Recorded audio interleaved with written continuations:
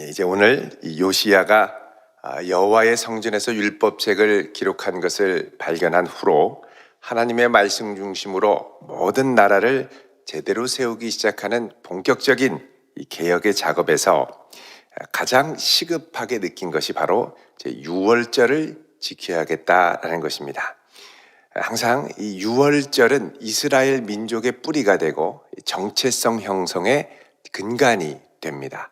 사람이 나의 기원을 어디로부터 잡고 내가 어떤 존재임을 분명히 알 때 하나님과 나 사이의 관계도 이제 명확해지는 것을 알 수가 있습니다.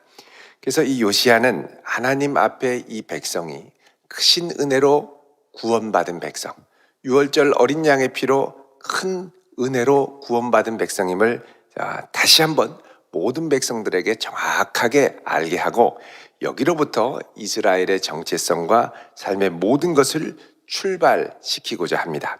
그래서 요시야는 오늘 본문 1절에 여호와께서 요시야가 예루살렘에서 여호와께 유월절을 지켰다 그러죠. 그러면서 첫째 달 14째 날에 유월절 어린 양을 잡으니라 그럽니다.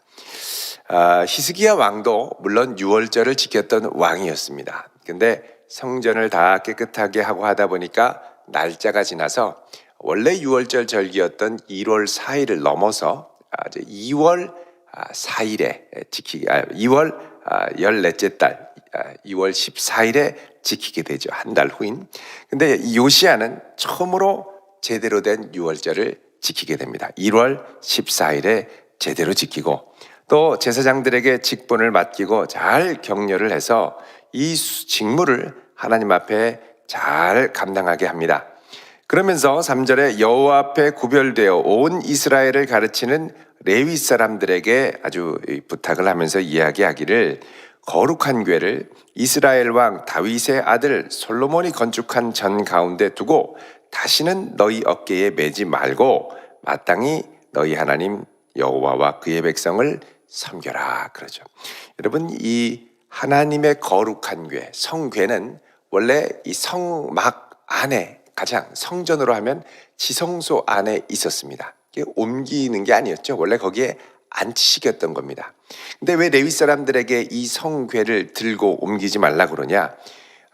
이제 이 우상을 숭배했던 이상한 왕들을 지내면서 예를 들면 므낫세나 요담이나 그 안에 제일 귀한 하나님의 전에 다른 우상 신상을 놓고 이 여호와의 궤를 레위 사람한테 옮겨서 다른 데 갖다 놓으라고 했던 것 같습니다. 그러니까는 원래 옮기면 안 되는 하나님의 언약궤를 자꾸 들고 다른 데로 성전이 있음에도 불구하고 다른 데로 가는 거죠.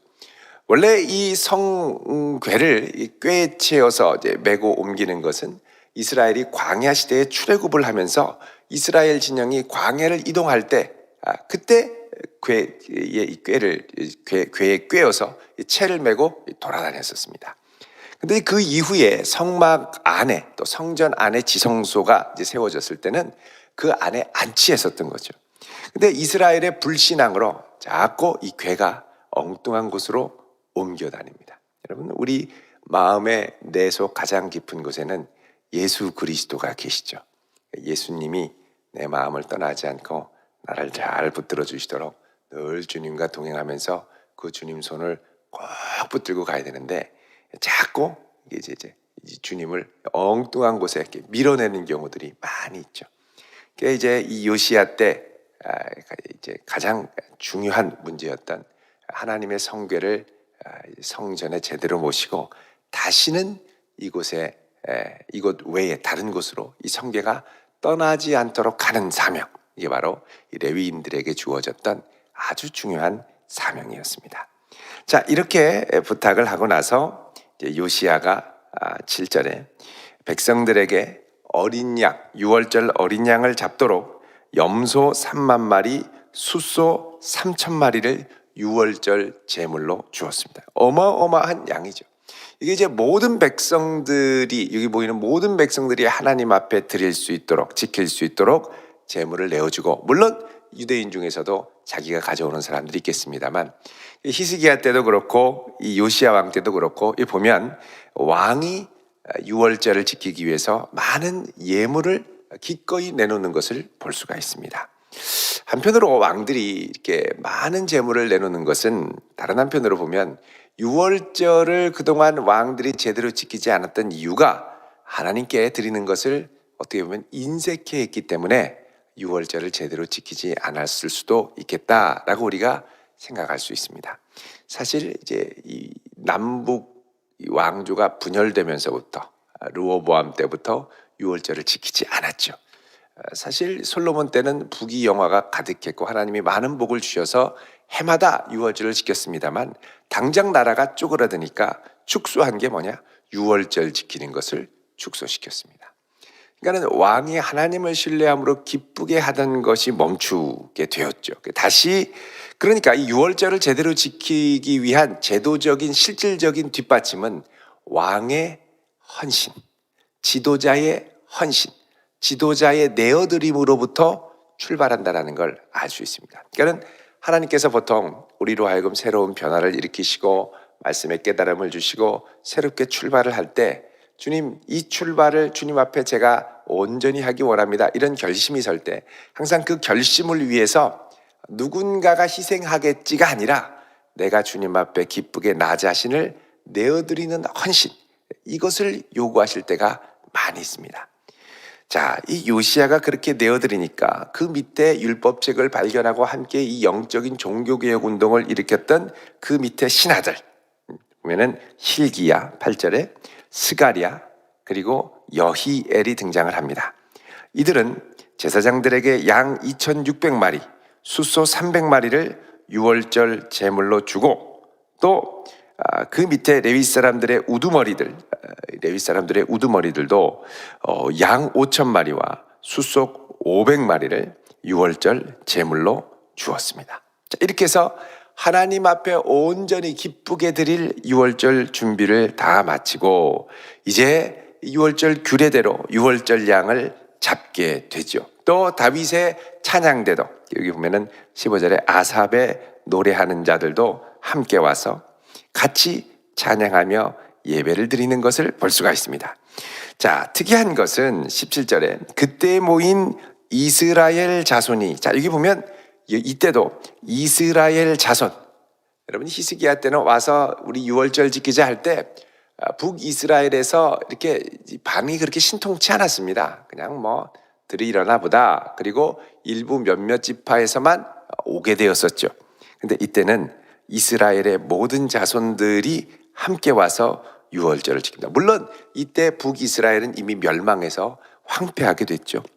근데 유월절을 지킨다 그러니까 또 다시 와서 18절에 보면 선지자 사무엘 이후로 이스라엘 가운데서 유월절을 이같이 지키지 못하였고 이스라엘 모든 왕들도 요시야가 제사장들과 레위 사람들과 모인 온 유다와 이스라엘 무리와 예루살렘 주민과 함께 지킨 것처럼은 유월절을 지키지 못하였더라. 여기 보면은 제사장, 레위 사람, 온 유다 그리고 이스라엘 무리들, 그러니까 북이스라엘까지 다 품고 온전한 유월절을 지켰다는 겁니다. 자, 그렇게 해서 이제 비로소 제대로 된 유월절을 하나님 앞에 지켰습니다. 이때가 언제냐? 19절에 요시야가 왕위에 있은 지 18째 해. 그러니까 요시야 왕의 나이로 하면 26세 정도가 됩니다. 이때 비로소 하나님 앞에 제대로 된 유월절을 지키게 되고 이제 다시 이스라엘 백성들의 정체성을 새롭게 하면서 우리는 하나님의 백성이다라는 걸 새롭게 합니다. 사실 이스라엘에게 제일 중요한 것은 대적으로부터의 위협도 아니고 기근으로부터의 벗어남도 아니고 가장 중요한 건 뭐냐? 우리가 바로 하나님을 섬겨야 하는 하나님의 백성이라는 것을 회복하는 것입니다.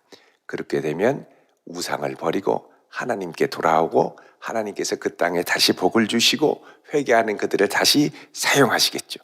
그게 사실 가장 시급한 제일 중요한 것이 뭐냐? 유월절의 회복과 예배의 회복과 정체성의 회복, 이것으로 이스라엘을 새롭게 하는 놀라운 일을 요시야 왕이 시작을 하게 됩니다. 이후로 다시는 궤를 옮기지 않도록, 물론 요시야가 사는 동안 더 이상 옮기지 않도록 하고 하나님의 백성으로서의 이 정체성을 이스라엘 가운데 든든히 뿌리 내리게 하게 되는 것을 볼 수가 있습니다. 우리가 아무리 어렵고 힘들어도 여러 가지 살 길을 고민합니다만 가장 중요한 것은 나는 하나님의 백성이고 하나님 앞에 내가 어떻게 서야 할까를 몸부림치며 살아가는 성도 될 수 있기를 바랍니다. 그의 나라와 의를 구할 때 이 어려운 환경 가운데서도 어떻게든 살 길을 내시고 또 피할 길을 주시고 하나님의 영광을 위하여 그의 백성을 지키시는 하나님의 손길을 신뢰하면서 주여 내 걸음을 주의 능력의 손에 맡기오니 붙들어 주옵소서. 이 믿음의 고백으로 날마다 나아가는 복된 성도 되시기를 주의 이름으로 축원드립니다. 기도하겠습니다. 거룩하신 아버지 하나님, 이 한날을 주님 앞에 맡깁니다. 거룩하신 주님께서 은혜로 붙들어 주시고 걸음걸음 인도하여 주시옵소서. 무엇보다 우리는 하나님의 백성이요 하나님의 자녀이오니 주여 흔들리지 않는 중심으로 주를 향하여 나아가게 하여 주시옵소서. 오늘 이 아침 주님 앞에 귀한 예물 드립니다. 간절한 기도의 제목과 소원을 담아 주 앞에 예배드리며 예물 드리오니 주여 은혜를 더하시고 응답하여 주시옵소서. 예수 그리스도의 이름으로 간절히 기도하옵나이다. 아멘.